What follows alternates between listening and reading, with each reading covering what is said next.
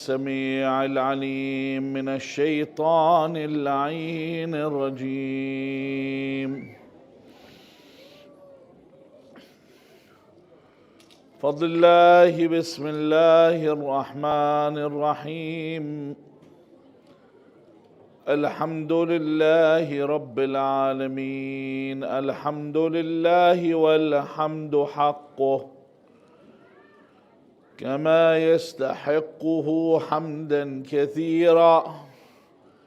الحمد لله الذي هدانا لهذا وما كنا لنهتدي لولا أن هدانا الله. اللهم لعن أول ظالم ظلم حق محمد وآل محمد وآخر تابع له على ذلك. اللهم لعن العصابة التي جاهدت الحسين وشايعت وبايعت وتابعت على قتله. اللهم لعنهم جميعا. صلى الله عليك يا سيدي ومولاي يا رسول الله. صلى الله عليك وعلى أهل بيتك الطيبين الطاهرين. صلى الله عليك يا سيدي ومولاي يا أبا عبد الله، يا رحمة الله الواسعة ويا باب نجاة الأمة. غريب يا مظلوم كربلاء، يا ليتنا كنا معكم فنفوز فوزا عظيما. صلوا على محمد وآل محمد.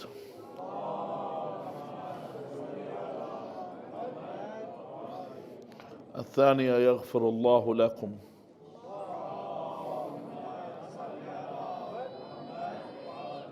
لتعجيل فرج الإمام صاحب الأمر. الثالثة بأعلى أصواتكم.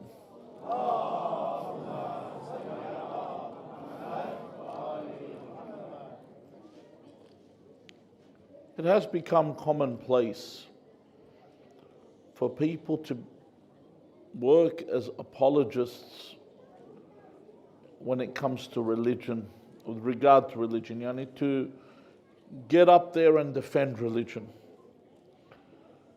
Although we find these arguments are recurring and you give the answer over and over again to the point it's become an art. Someone says something to you, you already know the answer. You already have the answer down. But you think to yourself, hold on. The argument that I give is so conclusive, yet for some reason, it's like talking to the wall. The argument I give is beyond reason. It's not only reason, it's beyond reason. It's so far cemented in what is right, no matter what it is I'm discussing, for some reason, there are ears that are not listening. There are those that are not perceiving what I am saying. How is it that I can pursue teaching someone the importance of a ritual when they don't believe in the faith to begin with? See, when people ask you, why do you do matam? Why do you beat your chest? Why do you weep over Imam Hussein? To begin with, they don't have the faith. The people you're talking to, they don't have faith to begin with. Their arguments or their questions are just to disturb you and disrupt you because for some reason you are doing something and they're not a part to it and they want you away from this. That's the only objective. There's no point other than that. Now, this is why Before I even mention, one person once asked about some of the sha'air of Abu Abdullah al-Hussein alayhi salam. One of the rituals and the processions that are done. I'm not going to go into detail because everyone becomes a faqih when we start talking about any subject. Everyone says, oh, this is haram or this is halal. It's amazing, and the people prepare their necks for the fire of hell because they give their own opinions when it comes to religion. Now, the problem we have here is, before I even get there, if someone says to you, why do you do this over Imam Hussein, or why do you do that? Before I begin, I have to teach them Islam, what Islam is. What is the meaning of Islam? So many a time you see someone getting interviewed, they ask them, what is Islam? They say, Islam means peace. Find me a narration where it says, Al-Islam huwa salam. Islam huwa at-taslim. Islam is submission, not peace, it's submission. You know, you're trying to give them the sugar-coated answer, but they don't believe it. To begin with, they've already condemned you to death. Imagine you are on death row, they're taking you somewhere, and you're telling them how nice you are. You need to explain to them about your perspective or of what religion is, what it actually is, what the real perspective is, for them to emancipate you, for them to free you from the shackles that they have put you in. And this is where we have a problem. Allah Azza wa Jal speaks to His messenger and He says to him, إِنَّمَا يَسْتَجِيبُ الَّذِينَ يَسْمَعُونَ. He tells him from the start, the ones that answer are the ones that can hear.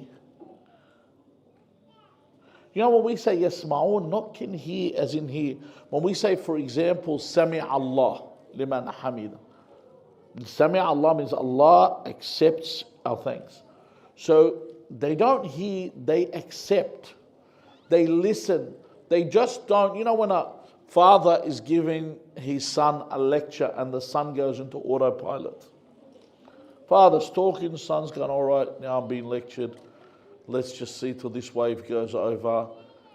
So you are just talking, they're not there, there's no receptors there, there is no one there, you know, lights are on but nobody's home, you're talking to nobody.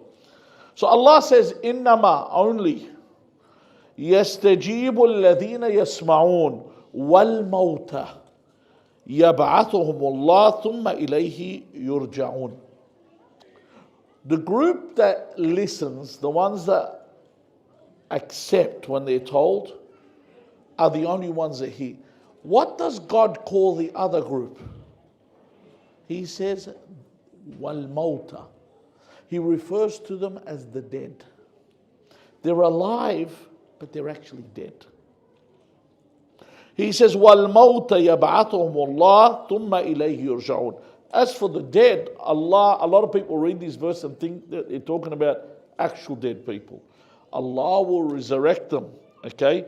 And when they wake up, إِذَا النَّاسُ نِيَامٌ إِذَا مَاتُوا انْتَبَهُوا. The people are asleep. When they die, they wake up. So when they actually are out of here, because when is your resurrection? Man mata faqad qamat qiyamatuhu. When you die, you're resurrected. Don't think when someone dies, they just turn off. They're on. Because they're around saying, oh, why is everyone weeping? They're already alert. It's just a quick transition, that's it, and they're dead. Just like you sometimes see in a movie where someone continues moving and it's actually their spirit. That's how it is. It's just a transition. You don't turn off. You're always there. So once that moment where you resurrect, you realize everything. This is where the dead come to life when they die. And then God says, وَالَّذِينَ كَذَّبُوا بِآيَاتِنَا. As for the ones that belie our signs, that deny what you make, which is clear proof. Clear proof, it's evident. You sit there and you show someone evident proof that you're wasting your time even talking to some people. When you show them something that's so clear, He says, وَالَّذِينَ كَذَّبُوا بِآيَاتِنَا صُمٌّ بُكْمٌ فِي الظُّلُمَاتِ. So God says they are deaf and dumb, what? Within darknesses. Notice the plural of a plural. You've heard this. When something is the plural of a plural, darkness is the plural of what? Of what's dark. We call it darkness. The plural of darkness is darknesses. Al-dhulumat is the darknesses, the multiple, because why? Nur is one. Only one path leads to God, the path of Muhammad wa al Muhammad salawatullahi wa salam alayhim ajma'in.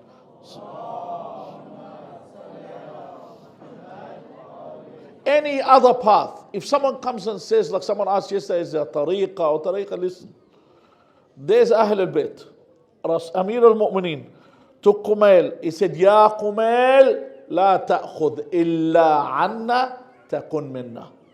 You want to be of us? Do not take except from us. Someone comes and says, this person or that person, no. Yes, I want to understand sciences, I'll follow a scientist. I want to understand philosophy, I'll follow a philosopher. I want to understand my religion, there's only one door. So the darknesses are all the paths. Every other path other than Ahl al-Bayt is darkness. He says, Summun bukmun fi dhulumat. They're deaf and dumb in the darknesses. Man yasha'illah yudlilhu. Remember we mentioned this verse similar to this. Whoever wishes, Allah wishes, He will misguide. وَمَنْ يَشَاء يَجْعَلْهُ عَلَى صِرَاطٍ مُسْتَقِيمٍ. And whoever Allah wills, He'll place them on the upright path. So I have to be there and I have to be present when someone speaks to me. Not have an opinion. So if I've built an opinion in my head before I turn up, if you've already made a conclusion, you're not going to accept the evidence. If you say, listen, I want to hear everything, convince me, then you are willing to learn all these. Now, Allah mentions there are those that don't hear, but there's also, He mentions those that don't see. قُلْ هَلْ يَسْتَوِي الْأَعْمَى وَالْبَصِيرُ أَفَلَا تَتَفَكَّرُونَ. He said, is the blind equivalent to the seeing? Are they equal, the blind and the seeing? He says, will you not give that thought? Sometimes people read in the verse, whoever is blind here will be blind hereafter. Honestly, this is the problem with the people that read the Quran literally. Like the Salafis. They say, you see Allah on the Day of Judgment. How?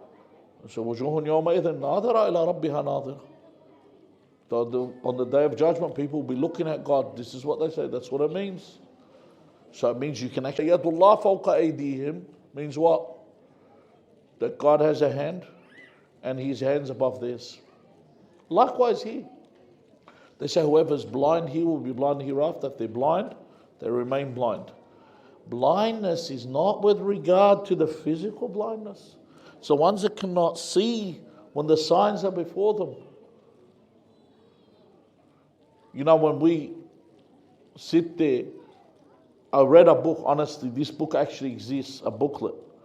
It said the 40 greatest warriors of Islam.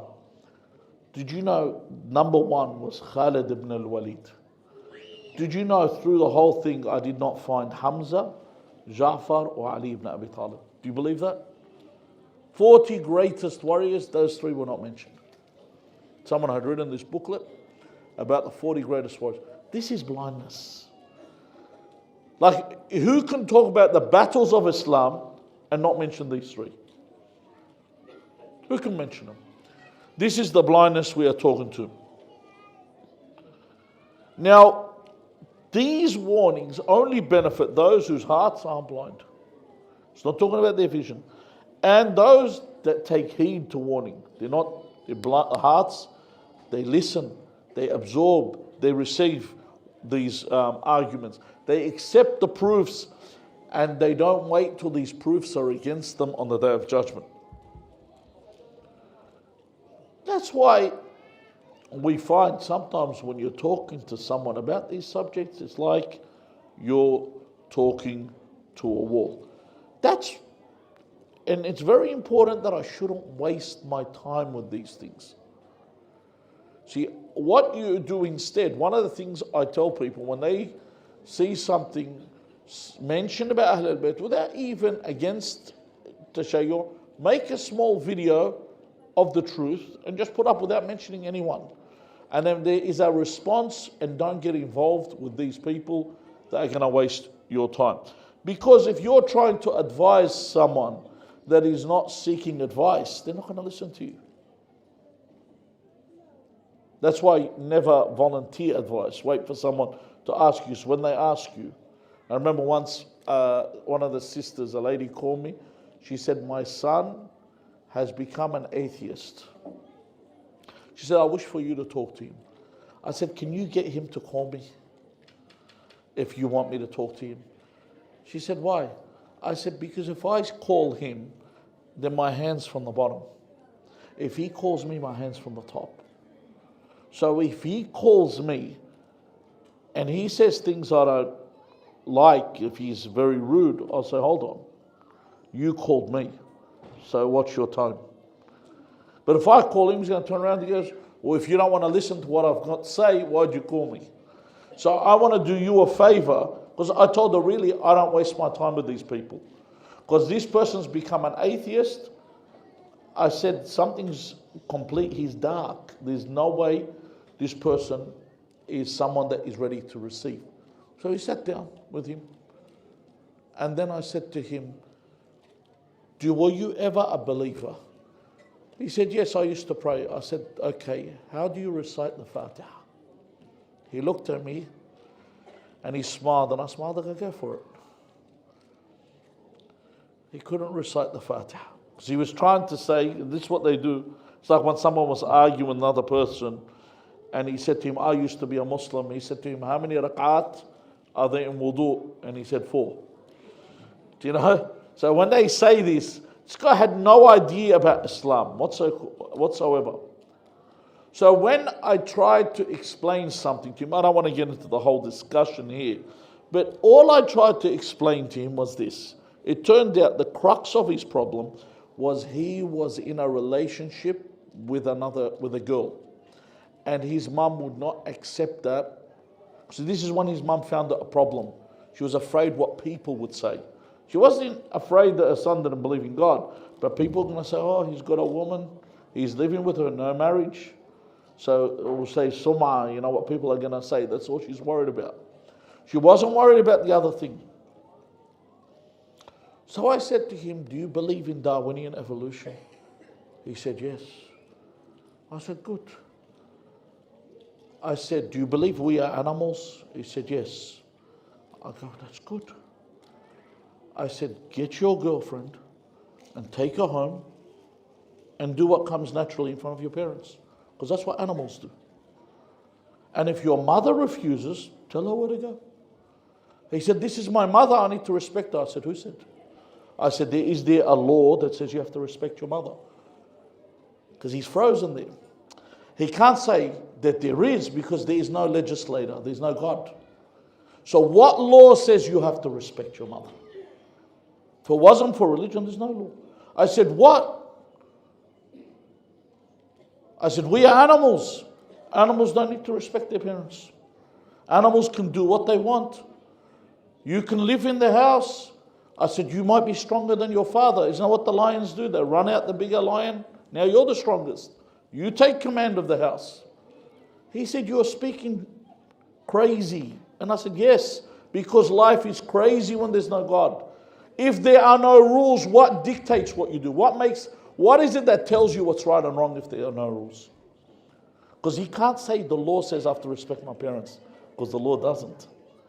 I'll give you something. A big sin. One of the greatest sins is what? Lying. Is it illegal to lie? No. It's not illegal. If I come outside and say, listen, I went fishing yesterday and I caught a 2-ton snapper, would the police come and say you're under arrest for telling a lie? No. The only time lying is illegal is perjury, when you lie in a court of law. Otherwise, no one's going to question you for lying. No one will say anything. So why do I have to say the truth? If there is no God, you're an atheist, why do you need to say the truth? Lie.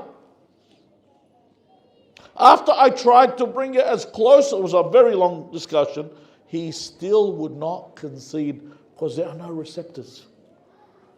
I made it clear. I gave some very deeper thoughts that I'm not going to mention on the Mambar because I don't want people to go too dark with this discussion.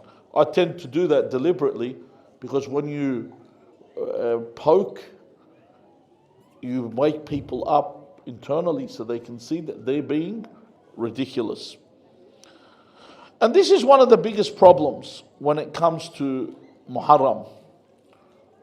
When you're trying to explain what is happening to these people, or like tabarruk, you know, for example, when we go to touch Maqam Ibrahim and get barakah from Maqam Ibrahim. And what's in Maqam Ibrahim are the footprints of Nabi Ibrahim. Not the feet, the footprints. And Allah says, وَاتَّخِذُوا مِن مَقَامِ إِبْرَاهِيمَ مُصَلَّى. Pray behind the footprints of Ibrahim. They say, oh, you touch it, this is shirk, bid'ah, and all the usual rhetoric. However, they have a museum for their king. Did you know that? They have his staff, his clothing. People, because of their king, Abdul Aziz, Al Saud had so many sons, people come and touch his pants for tabarruk so they can have children. That's permissible. Remember the days when they say you're not allowed to take any photos? Surah is forbidden. You used to remember those days? Anyone been to Hajj? They say you can't take photos, it's forbidden. And then I used to love this. I used to always pull them. I used to be professional with this. I pull out the currency and I say, what's this? Isn't this a picture? He'd say, yes, but that's a king. I said, so a king's picture is permissible. And he said, listen, this is a commandment from the Wali al-Amr, because you know, the king is Wali al-Amr. If he says that's permissible, then that's permissible. I said, so if the king says it's permissible, this is a hujjah on you that we can take photos. So why are you preventing us?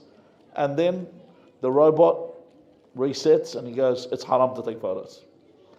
Just goes back to normal, doesn't bother to continue. So why am I going to sit there and convince this person about what we do in Muharram? I don't need to explain to such people that believe in things like this. Allah says in the Quran, وَمَا أَنْتَ بِهَادِ الْعُمِي وَمَا أَنْتَ بِهَادِ الْعُمِي عَنْ ضَلَالَتِهِمْ إِن تُسْمِعُ إِلَّا مَنْ يُؤْمِنْ بِآيَاتِنَا فَهُمْ مُسْلِمُونَ. That you cannot guide the blind away from the error. You can't. Because they choose to be blind. One of the nicest things, if you ever sit down, go watch the arguments with Piers Morgan and other people. You'll laugh. Like you'll get into a discussion, someone will say, his first question he asks people, do you condemn Hamas? Is Hamas a terror group? One person asked him, how do you define terror group? He says, someone that commits terrorism. He said, okay, define terrorism. He goes, you know what terrorism? He goes, no, assume I don't know. Explain what terrorism. He says, like the attack they did on October the 7th. He says, like killing innocent people. He said, no, I didn't say that. Because you know what he's doing? He's bringing them in to show that you commit terrorism. And this is sufficient for you to see what you're doing is wrong. Do you know at that moment he would have said that to me? I would have unclipped the mic and walked out. Not wasting my time. I'd rather twiddle my thumbs. I'd rather count grass. You know, seriously, than waste my time on these shows. If I have to walk in for an interview, the second I see that I'm discussing with an imbecile, I walk out. Why would I waste my time? Why would I put myself... And God's telling you, وَمَا أَنْتَ بِهَادٍ مَا أَنْتَ بِهَادِ الْعُمِي. You cannot guide these blind people. And this is why when we mention Amr bil Ma'ruf and Nahy al Munkar, it's not wajib all the time. It's only wajib on people. For example, I'll give you an example where it's wajib. If I know someone prays their prayers and I see they're delaying them, I tell them get up and pray on time because they pray. But if I know someone doesn't pray and doesn't want to pray, I don't tell them to get up and pray because they don't want to. This is where it comes in. So you know this person doesn't care about you or your imam. Why am I wasting my time? I move on and allow them to follow their way. Allah Azza wa Jal, when He talks about the dead, He also mentions the living. What does He say about the living? Listen to this. He says, إِنَّمَا الْمُؤْمِنُونَ الَّذِينَ إِذَا ذُكِرَ اللَّهُ وَجِلَتْ قُلُوبُهُم. That the believer is someone, when God is mentioned, their heart is in this state of awareness in everything. So if they're doing good, they feel that love towards God. If they're doing evil, they feel that fear of the punishment and retribution of Allah Azza wa Jal. وَإِذَا تُلِيَتْ عَلَيْهِمْ آيَاتُهُ زَادَتْهُمْ إِيمَانًا وَعَلَىٰ رَبِّهِمْ يَتَوَكَّلُونَ. When they hear the verses, or the verses are recited to them of the Quran, what happens? Their faith increases and they rely on God. What does it mean they rely on God? They just put their affairs in God's hands. That's it. They listen to the Quran, that's enough. They hear the words of God, they go, that's it. It's all sorted. I don't need to worry. Why? Because they are living. They see, they hear, they know why we are here. The believer knows why we are here. You think about this. All this connection to Abi Abdullah al-Hussein alayhi salam. These people that are connected to Imam Hussein, they are living. They have life through Imam Hussein. Real life. You look at all the people being interviewed in the Mawakib, the ones giving out food, standing in the heat, giving out food. And they ask them, they get some children, they ask them, they say, where'd you get the food from? They say, from our money. We saved up so we can give food for Imam Hussein alayhi salam. Then they said, what about the heat? They said, what heat? Kids, like, this isn't scripted, they're children. They said, what heat? This is all love. We have love for Imam Hussein. We are happy to stand here. And then they asked the small child, they say, but isn't it, they're trying to show you who they are. These aren't people that are being brainwashed. You've walked, from where you walked to get here, from far. He said, you have no shoes. You look at the children, they had no shoes. They said, yes. He said, but the children of Imam Hussein walked with no shoes. So child's talking like this. He said, who am I? The children of Imam Hussein walked with no shoes. And they walked for days. And they were beaten while they walked. This is my addition. So these children know this. Love for Abu Abdullah. This is why when you hear the hadith, how do you know that you're a mu'min? Do you want to know how you know you're a mu'min? We have a hadith says, in the hearts of every believer, there is a flame that burns for Abu Abdullah al-Hussein. If you have this flame, you're a believer. You don't have this flame, you don't have this regard for Imam Hussein, it's extinguished. So are your chances to paradise. This is the road to Allah Azza wa Jal. Because they have clean hearts, they have believing hearts, the believers. But what is it that causes your heart to die? Sometimes there are three types of hearts. They're the hearts that are dead. And then there's the hearts that we mentioned that are living, the believers. But there's hearts that are in the middle. Why? Because they commit sins. وَمَا قَصَتِ الْقُلُوبِ إِلَّا لِكَثْرَةِ الذُّنُوبِ. Your heart becomes hardened from sin. So you might commit a sin one day, tawbah, next day, forget about it. God keeps that door open. Those people that look at you as yourself. You'll do a lot of wrong things and you find you're still praying. You know, God's still giving you that chance. But in the end, there'll be a point where you will forego your religion. I'm doing haram today, tomorrow. One day, I'll renounce God. It could even be on my deathbed. While I have a great thirst and Iblis comes and says, renounce God and I will give you water. Those that have trained their heart to say no to Iblis, at this point they'll say no. Those that have not, that whatever they call to, they run to an opportunity to disobey God, they run to this. And this is what I'm afraid of. And this is where I have to fix myself so I do not go down this path. You've purified yourself. You've come to the Majlis of Imam Hussein all these nights, from the 1st of Muharram to now, the Arbaeen of Imam Hussein. You have Rabi' al-Awwal coming up, Rabi' al-Thani, Jamad al-Awwal, Jamad. These are 4 months where everyone just goes into darkness again. And Rajab, people start coming in slowly. Sha'ban a bit more. Shahr Ramadan, we get another booster. Then after Shahr Ramadan, there's that drop again till Muharram. How do I keep this? How do I keep this light? You have to turn up to your majlis. Whatever, find out what programs you have at your centers. Come, attend. What else are you doing at home? What are you doing? I'm not going to sit and accuse people of what they're doing. What do people do at home? Some people tell me, I'm tired, I need sleep. I go, come sit on a chair and go to sleep. Just don't snore. Sit on a chair and go to sleep. But just come to the majlis.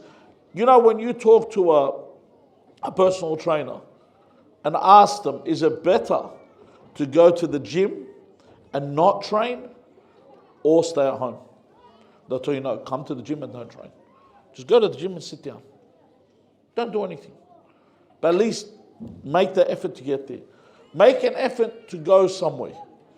Some people, they go ziyarat al-Imam al-Hussein and they tell you, listen, I don't want to go in the shrine, too much hustle bustle. I said to you, just go to Karbala. Sit in Karbala at least. Just go there. You come to the center. Make a plan after Muharram to come at least once a week or twice a week.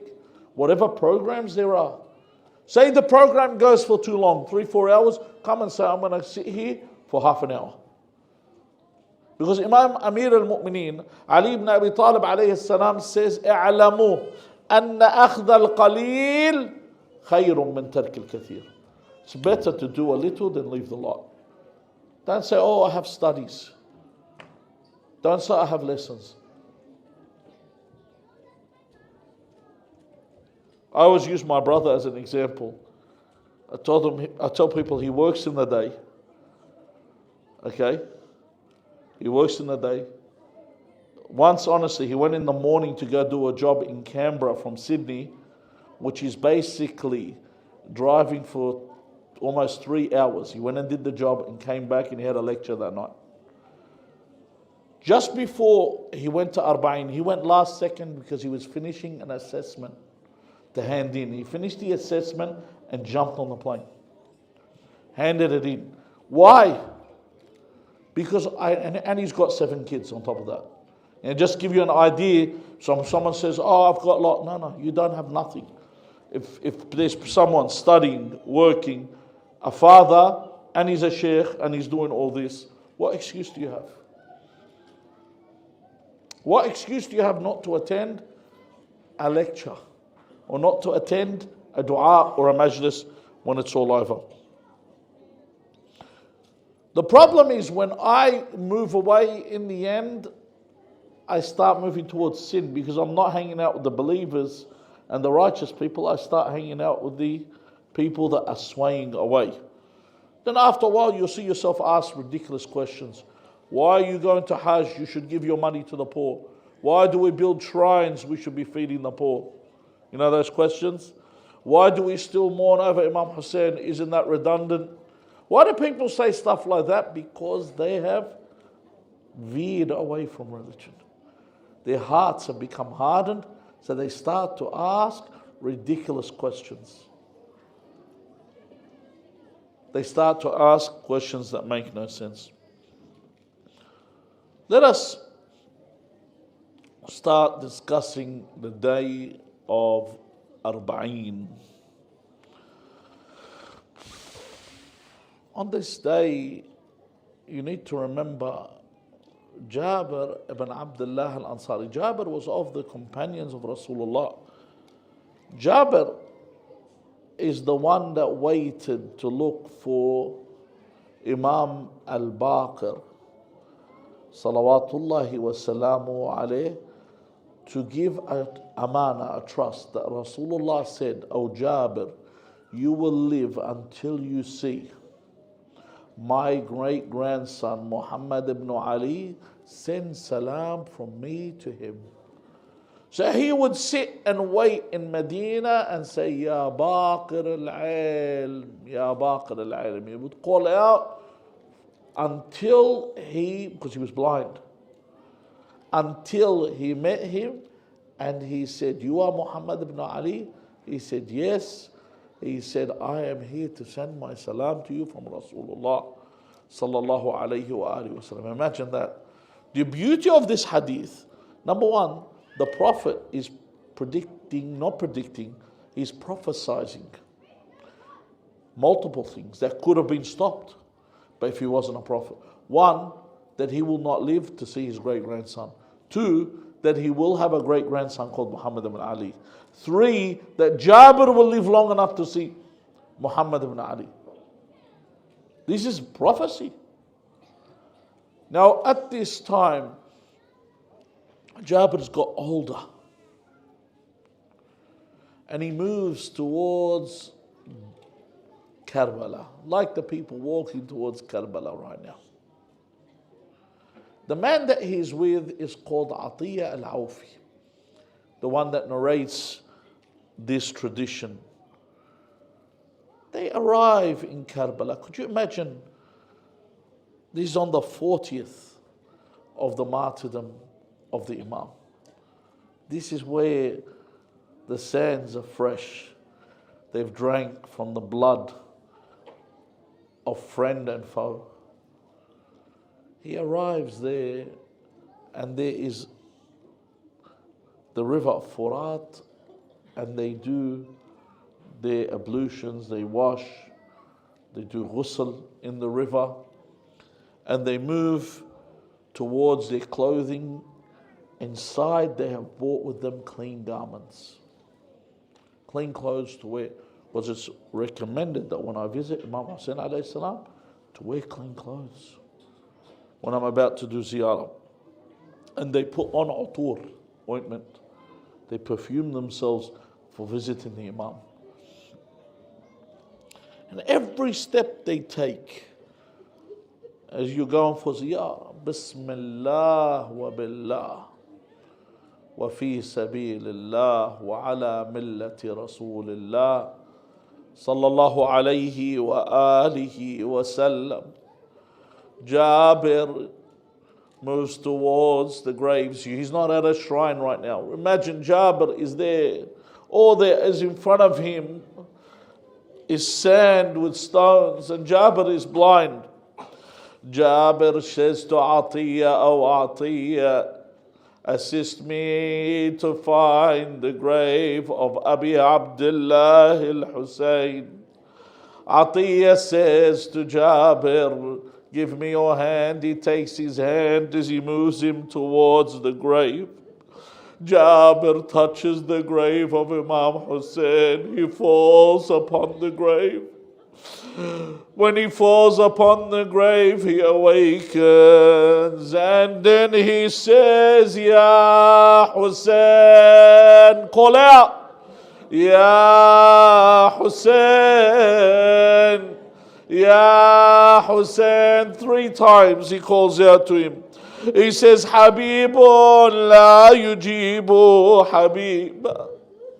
He said, the beloved is not answering his beloved.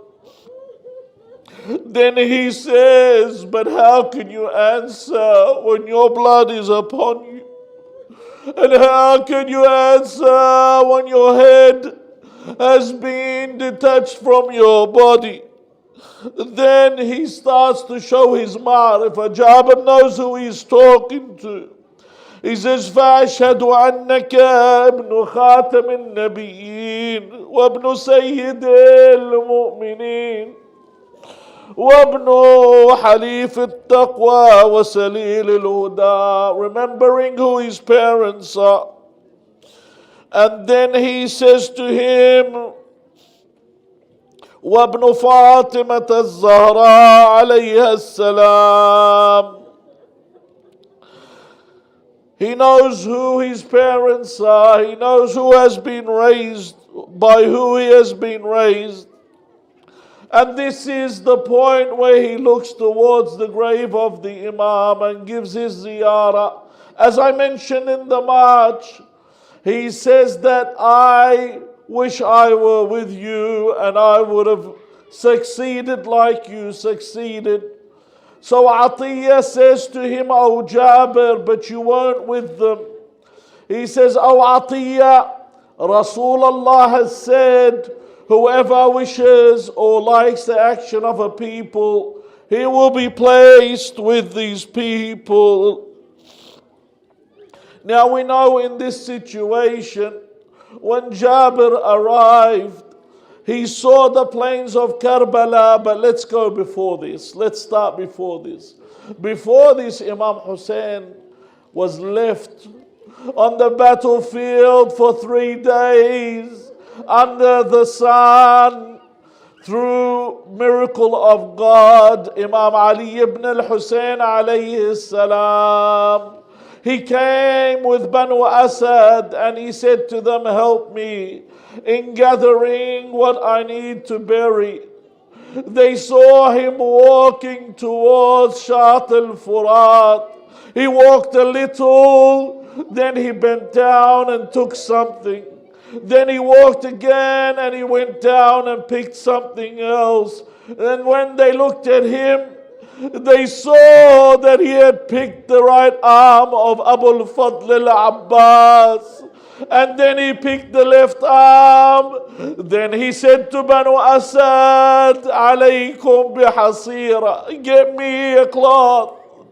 And they asked what for. He said, "Because the body of Abi Abdullah al-Hussein was cut to pieces." He gathered all the body of the Imam. Then he went to a section. He went walking away and he dug a small hole. In this hole, they said they saw an infant being carried, an infant without a head. Oh, if I think about this honestly, Ali ibn al-Hussein was holding his baby brother. He was holding the infant brother, taking him to bury him. ألا لعنة الله على القوم الظالمين وسيعلم الذين ظلموا أي منقلب ينقلبون والعاقبة للمتقين. We ask Allah Azza wa Jal to grant us the ziyarah of Abi Abdullah al-Hussein. I'll leave the dua till afterwards. And the reason I will tell you this, that all of you should intend to go Ziyarat al-Hussein as soon as possible. Because it says, and this narration is on Imam al-Sadiq alayhi salam, he says, "ما من أحد يوم القيامة إلا وهو يتمنى أنه من زوار الحسين لما يرى مما يصنع بزوار الحسين من كرامتهم على الله." We ask Allah Azza wa Jal to make us of those that on the day of judgment, the people on the day of judgment will look upon of our virtue and our value, because we are of Zuwar Abi Abdullah al-Hussein. ala la'natullah ala al-qawm al-zalimin. وسيعلم الذين ظلموا أي منقلب ينقلبون والعاقبة للمتقين. يا حسين يا حسين يا حسين يا حسين يا حسين يا حسين يا حسين يا حسين يا حسين يا حسين يا حسين يا حسين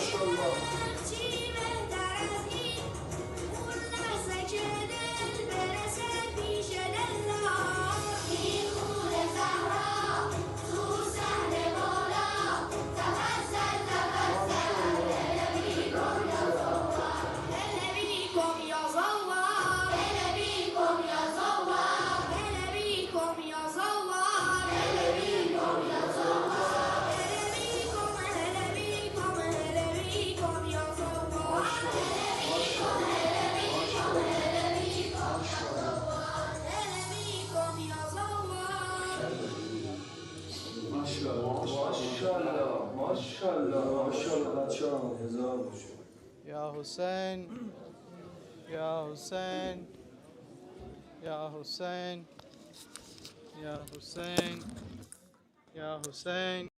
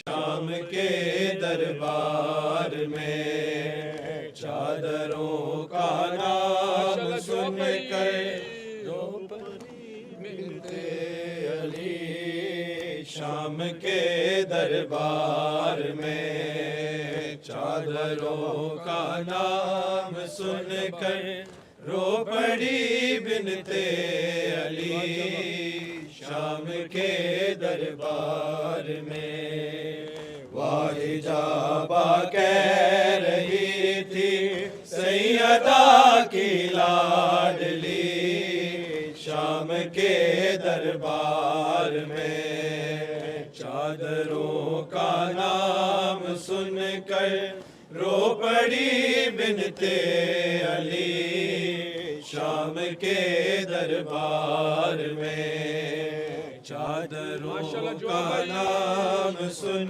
کر رو پڑی بنتے علی شام کے دربار میں کرسیوں پر قاتلان شاہتے بیٹھے ہوئے سایہ دیوار میں تھے سب حرم لے کے کھڑے باوفا کو ڈھونڈتی تھی دختر شیر جری شام کے دربار میں چادروں کا نام سن کر رو پڑی بنتے علی شام کے دربار میں چادروں کا نام سن کر رو پڑی بنتے علی شام کے دربار میں چادروں کا نام سن کر رو پڑی بنتے علی شام کے دربار میں شمر دیکھا تو سکینہ سہم کر رونے لگی دور ہو جا شمر فضا چیخ کر کہنے لگی خوف سے مرجھا رہی ہے باغ عصمت کی کلی شام کے دربار میں چادروں کا نام سن کر رو پڑی بنتے علی شام کے دربار میں چادروں کا نام سن کر رو پڑی بنتے علی شام کے دربار میں تشت میں بابا کے سر پر جب پڑی اس کی نظر اپنے زخموں کی رہی نہ پھر سکینہ کو خبر دوڑتی بابا کی جانب لاڈلی بیٹی چلی شام کے دربار میں چادروں کا نام سن کر رو پڑی بنتے علی شام کے دربار میں چادروں کا نام سن کر رو پڑی بنتے علی شام کے دربار میں حکم حاکم نے سنایا مار دو بیمار کو اس جگہ ہی قتل کر دو قافلہ سالار کو گر پڑی عابد کے اوپر ہائے نازوں سے پلی شام کے دربار میں چادروں کا نام سن کر رو پڑی بنتے علی شام کے دربار میں چادروں کا سن کر رو پڑی بنتے علی شام کے دربار میں چند قدموں سے سکینہ نے وہ منظر دیکھا چند قدموں سے سکینہ نے یہ منظر دیکھا چند قدموں سے سکینہ نے یہ منظر دیکھا چند قدموں سے سکینہ نے یہ منظر دیکھا چند قدموں سے سکینہ نے یہ منظر دیکھا شمر کا بابا پہ شمر کا بابا پہ چلتا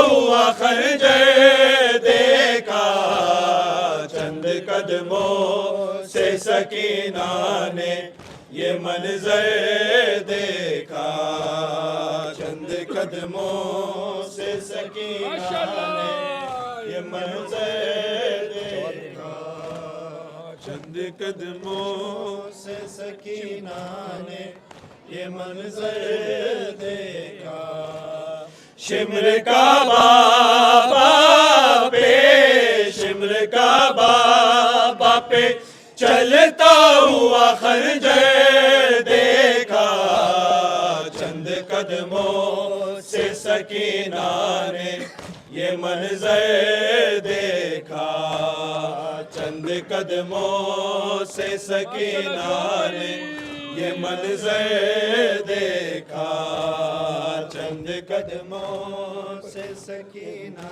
نے یہ منظر دیکھا چند قدموں سے سکینہ نے یہ منظر دیکھا خاک پر گرتی رہی بچ دہکتے رن میں خاک پر گرتی رہی بچ دہکتے رن میں باپ کے زلفوں میں باپ کے زلفوں میں جب دست ستم گر دیکھا چند قدموں سے سکینہ نے یہ منظر دیکھا چند قدموں سے سکینہ نے یہ منظر دیکھا چند قدموں سے سکینہ نے یہ منظر دیکھا چند قدموں سے سکینہ نے یہ منظر دیکھا ظلم تو یہ تھا قتل کرنے سے پہلے اس نے ظلم تو یہ تھا قتل کرنے سے پہلے اس نے مار کر بیٹی کو مار کر بیٹی کو شبیر کو ہنس کر دیکھا چند قدموں سے سکینہ نے یہ منظر دیکھا چند قدموں سے سکینہ نے یہ منظر دیکھا چند قدموں سے سکینہ نے یہ منظر دیکھا چند قدموں سے سکینہ نے یہ منظر دیکھا ظلم تو یہ تھا قتل کرنے سے پہلے اس نے ظلم تو یہ تھا قتل کرنے سے پہلے اس نے مار کر بیٹی کو مار کر بیٹی کو شبیر کو ہنس کر دیکھا چند قدموں سے سکینہ نے یہ منظر دیکھا چند قدموں سے سکینہ نے یہ منظر بھی ہے चंद कदमों से सकीना ने मंजर देखा, चंद कदमों से सकीना ने ये मंजर देखा।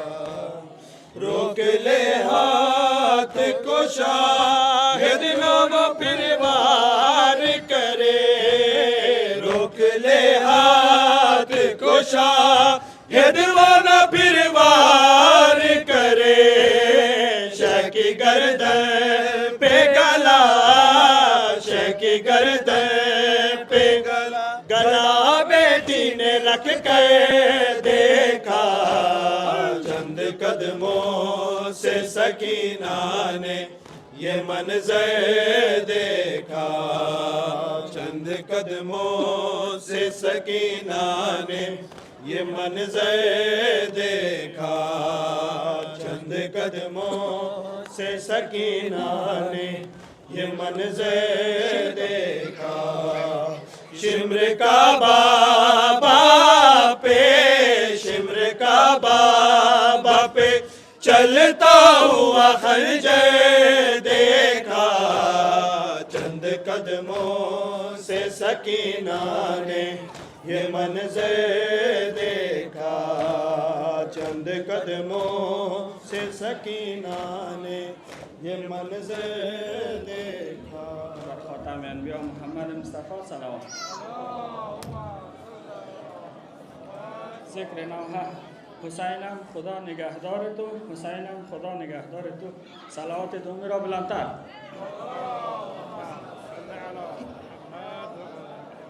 حسینم خدا نگهدار تو، حسینم خدا نگهدار تو، حسینم خدا نگهدار تو، حسینم خدا نگهدار تو. این تو و این خاک سیاه بر سرت، این تو و این خاک سیاه بسترت، این تو و این نشی علی اکبرت، این تو و این قاسم گل پیکرت. زینب تو گشته گرفتار تو، حسینم خدا نگهدار تو، حسینم خدا نگهدار تو. همه حسینم خدا نگهدار تو، حسینم خدا نگهدار تو، حسینم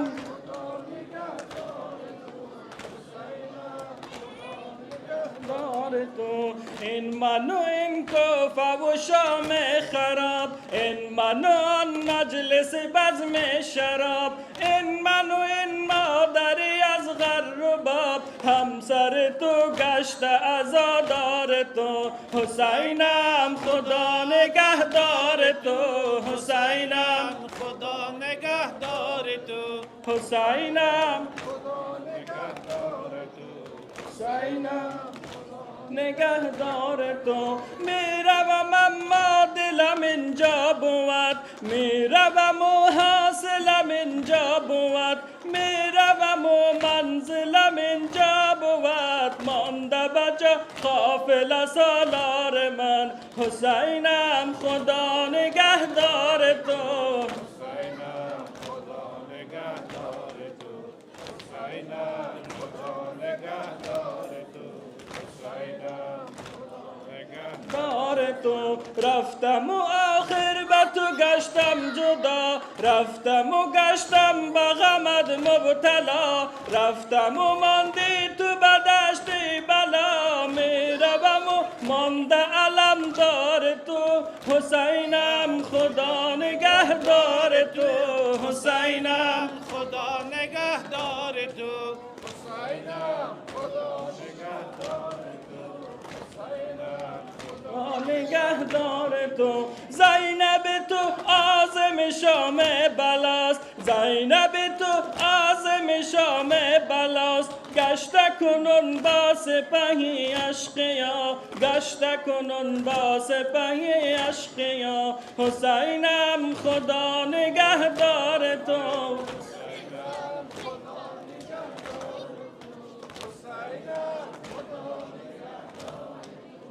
صلوات محمدین.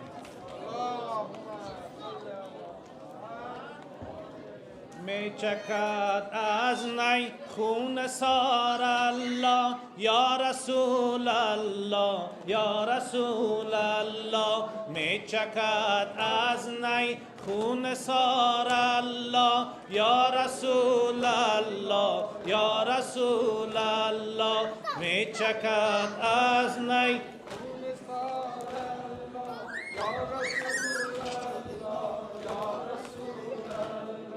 فاطمه گوید کو حسین من فاطمه گوید کو حسین من در کجا باشد نور عین من در کجا باشد نور عین من یا حسین بشنو ناله ما را یا حسین بشنو ناله ما را یا رسول الله یا رسول الله می چکد از نی خون سار الله یا رسول الله یا رسول الله می چکد از نی خون سار الله یا رسول الله یا رسول الله می کشان سرمست از می و ساقی می کشان سرمست از می و ساقی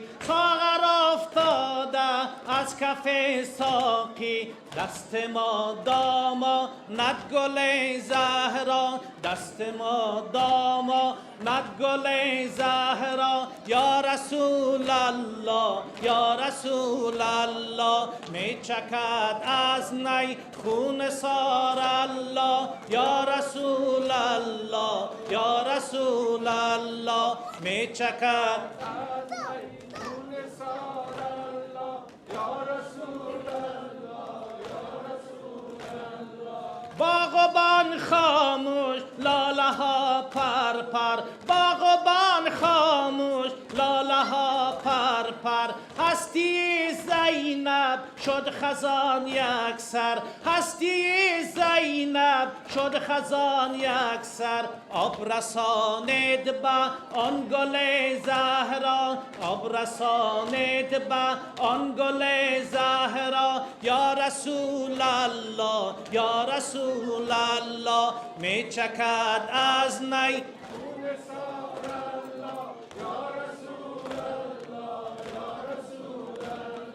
می چکد از نی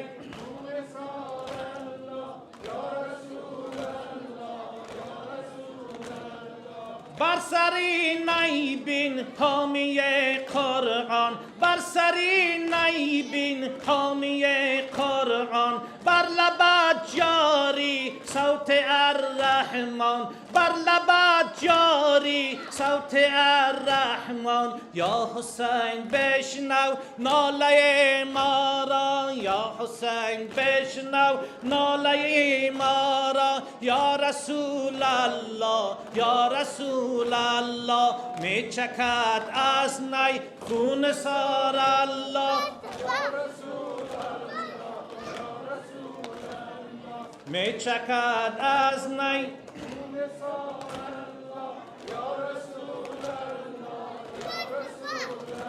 صلوات محمد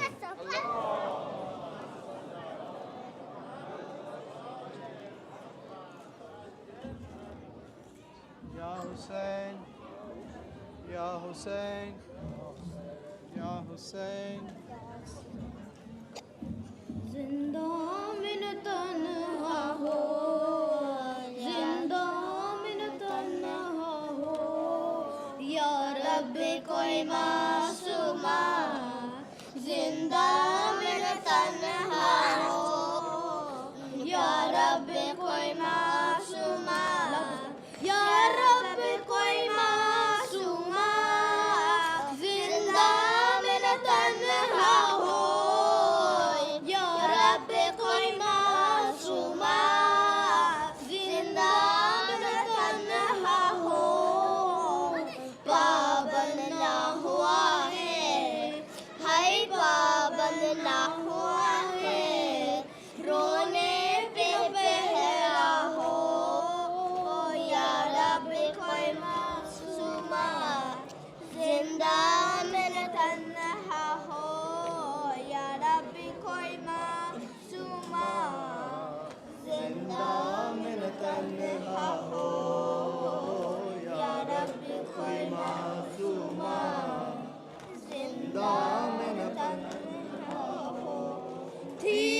جس کو نیند آتی شبیر کے سینے پر تھی، جس کو نیند آتی شبیر کے سینے پر، زندہ در زندہ ہے زندہ در زندہ اس کے لیے کھالو یا رب کوئی معصومہ، زندہ من تنہا ہو یا رب کوئی معصومہ، زندہ من تنہا ہو، زندہ سے آتی تھی آواز سکنے کی، زندہ سے آتی تھی آواز سکنے کی،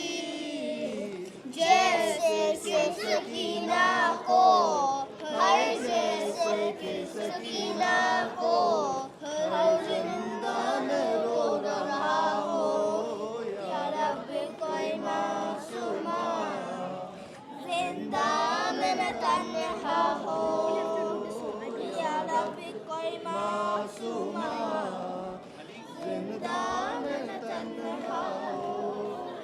اللهم صل على محمد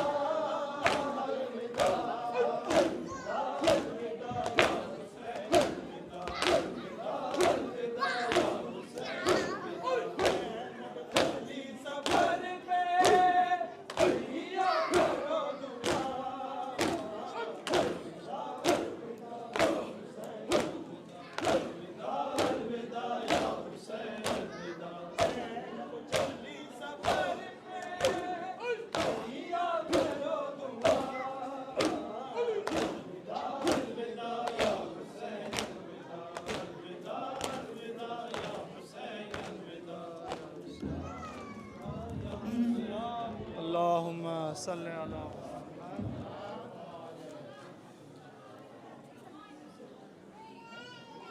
السلام على رسول الله حبيب الله خيرته من خلقه خاتم الأنبياء والمرسلين أبي القاسم محمد المصطفى ورحمة الله وبركاته. السلام على أمير المؤمنين ووصي رسول رب العالمين أبي الحسن علي بن أبي طالب ورحمة الله وبركاته. السلام على فاطمة الزهراء البتول سيدتي نساء العالمين ورحمة الله وبركاته.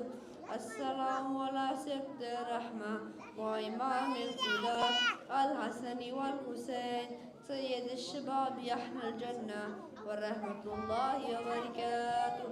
السلام عليك يا أبا عبد الله وعلى الأرواح التي حلت بفنائك، عليكم مني سلام الله أبدا ما بكيت وبقي الليل والنهار، وعلى جعله الله آخر أهل مني لزيارتكم. السلام على الحسين وعلى علي بن الحسين وعلى أولاد الحسين وعلى أصحاب الحسين، خصوصا سيدي يا مولا بن فضل عباس وانتقى زينب جميع ورحمة الله وبركاته. السلام على أئمة المسلمين وجج الله على خلقه علي بن الحسين ومحمد بن علي وجعفر بن محمد وموسى بن جعفر وعلي بن موسى ومحمد بن علي وعلي بن محمد والحسن بن علي ورحمة الله وبركاته. السلام عليك يا مولاي صاحب الزمان. السلام عليك يا خليفة الرحمن. السلام عليك يا شريك القرآن. السلام عليك يا مصدر الإيمان. السلام عليك يا إمام الإنس والجان. أجل الله تعالى فرجك وسهل مخرجك وجعلنا من أنصارك وأعوانك والمستشهدين بين يديك في جملة أوليائك ورحمة الله وبركاته. دعاء فرج. بسم الله الرحمن الرحيم.